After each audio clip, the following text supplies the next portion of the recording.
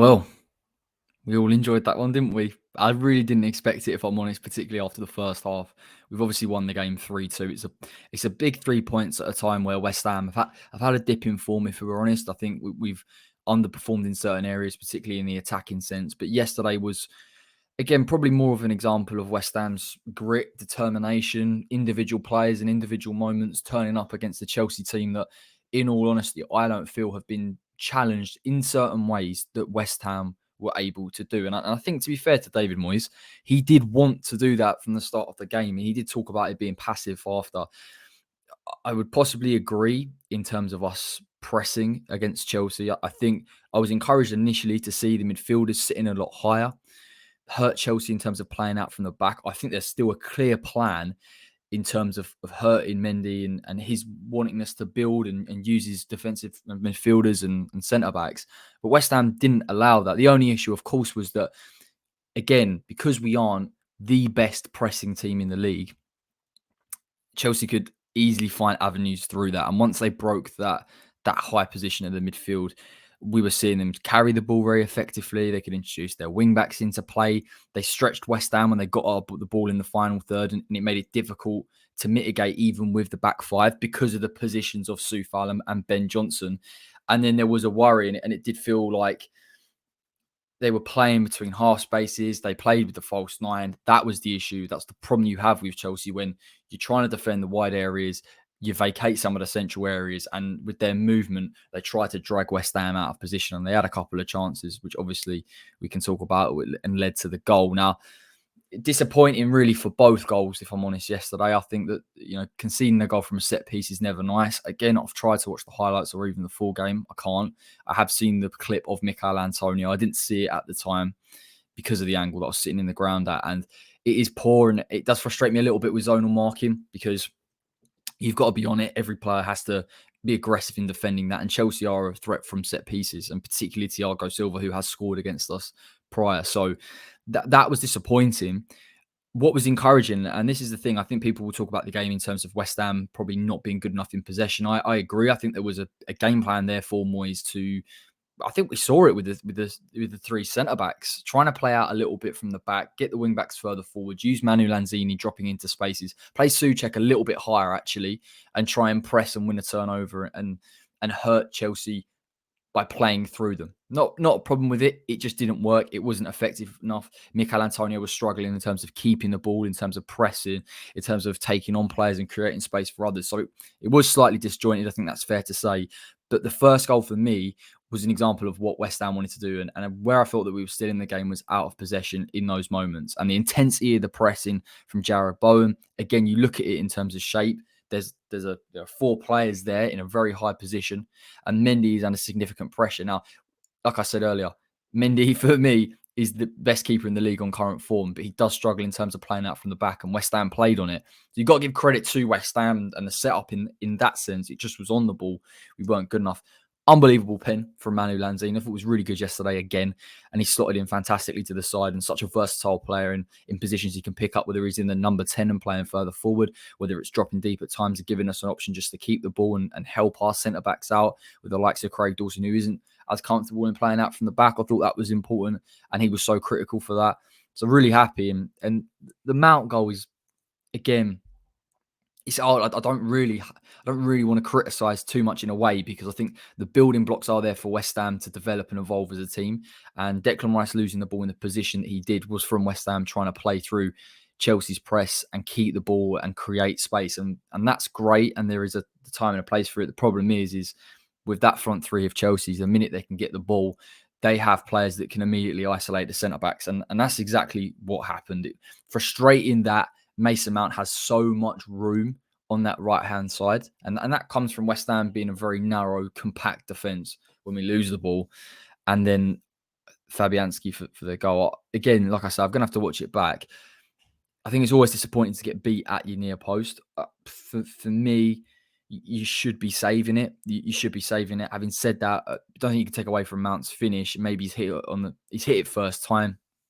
He's hit it clean. He's hit it with pace. Maybe that's caught Fabianski off. But to concede that goal, from losing the ball, from the shape in terms of the defense and dealing with Chelsea's runners, and also with the goalkeeping was frustrating. It genuinely was. And I think people will talk about Fabianski as well for Thiago Silva. Like I say, I'd have to watch it back in order to give a proper opinion on it.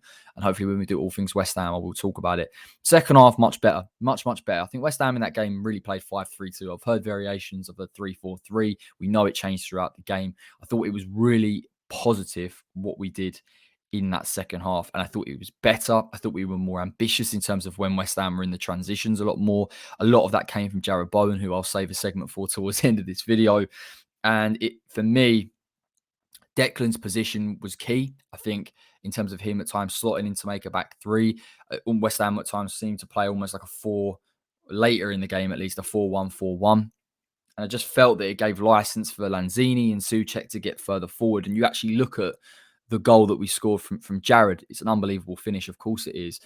Soufal, the ability for West Ham to get the fullbacks a lot higher, particularly when Mikel Antonio isn't playing at full flight. He isn't fit. He isn't challenging players and running in beyond. The fact that Moyes tweaked it slightly to allow the fullback to advance with a player like Soufal, who we know is a good ball carrier, is effective, he's intense in terms of his pressing. And I think just by tweaking it and allowing players with the energy to get further forward and giving them protection behind was really crucial. And that's why I say about West Ham, when you talk about teams that have played Chelsea in that back three, very few challenged them in terms of let's isolate their back three, let's take them on because they are so good. Like I touched on in the preview, mobile, comfortable in possession. But West Ham did that with the overload, and for that goal, it's a sensational finish from Jarrod. It's through Christensen's legs, and Mendy struggled there because he's got two defenders in front of him and he doesn't anticipate that he's going to have to save it, and it's caught him off. And credit to Jarrod Bowen as well, just in terms of the goal and the build up for it and the position that he finds himself in and being clinical, which of course I felt that yesterday he had to be, because whilst Mikel Antonio was playing in the front two at times, I didn't feel that Mickey really until that second half started to give him a little bit of support, started to stretch things, and we saw that more and more as the game went on.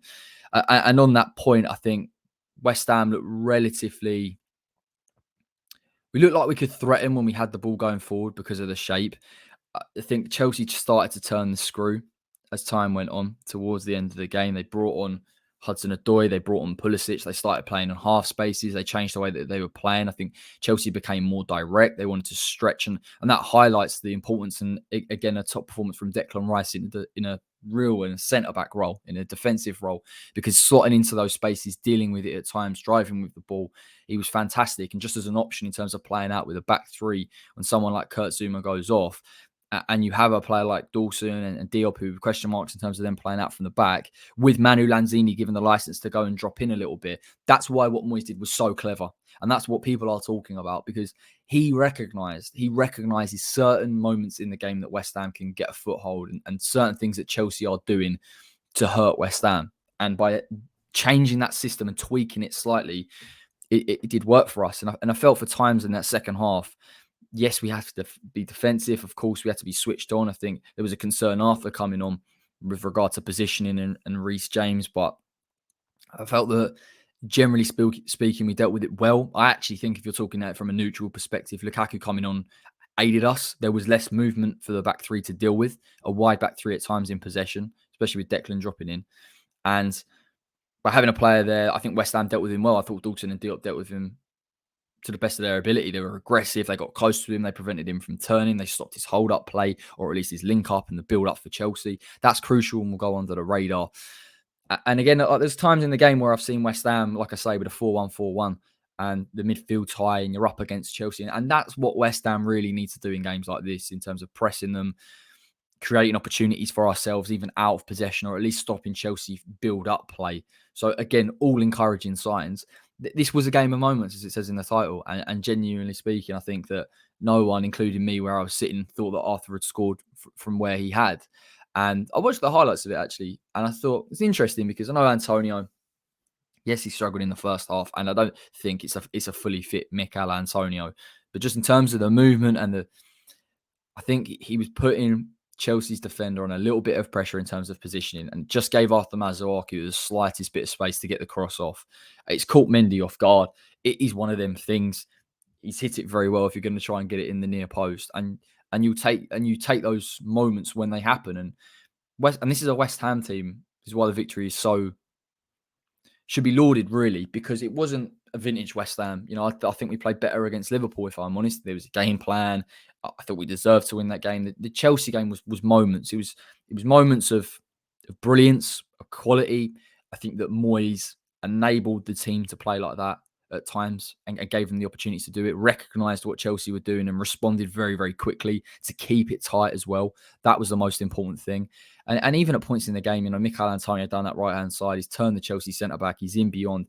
And it does make me question, when West Ham played with two up front, if Antonio, his hold-up was better, his movement was better, he had his energy levels there, I wonder whether we could seriously have hurt Chelsea even more in those moments.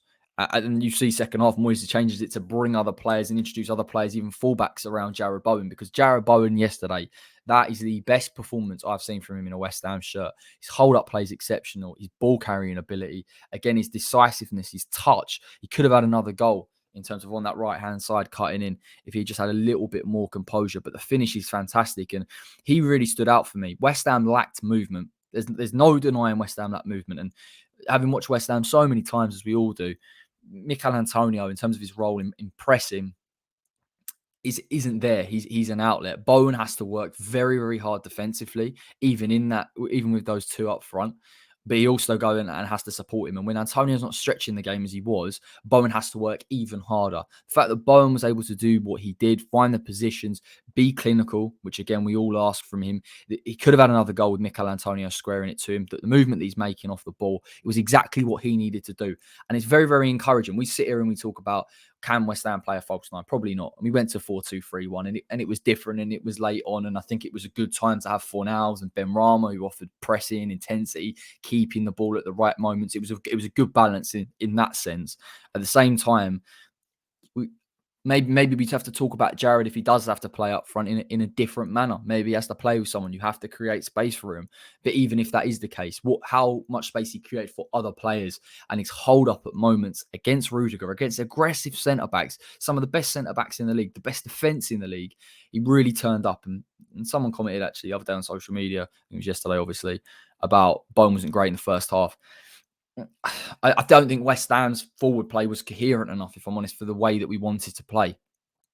And that is frustrating. And I think we wanted to try and hurt Chelsea with wide areas and get our fullbacks and build up play in the final third in that sense. This was different.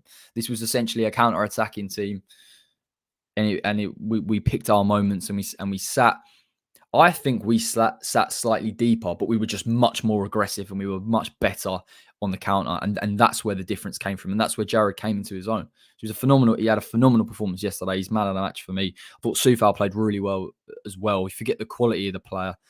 And even me included, really, with Ben coming in. Ben's been superb, hasn't really put a foot wrong.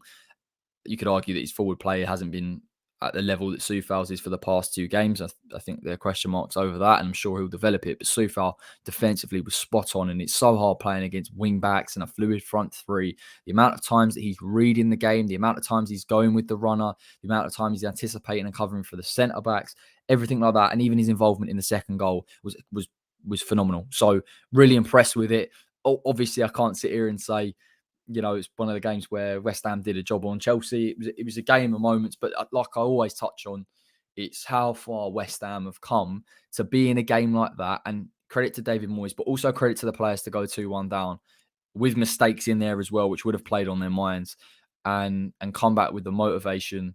And I just think being clinical, really, I think that was what was the difference. And we had to be, because there felt like I don't think there was going to be too many chances in that game for West Ham to create on the ball. And I think Moyes knew that. But David Moyes was perfect tactically. He did exactly what he needed to do.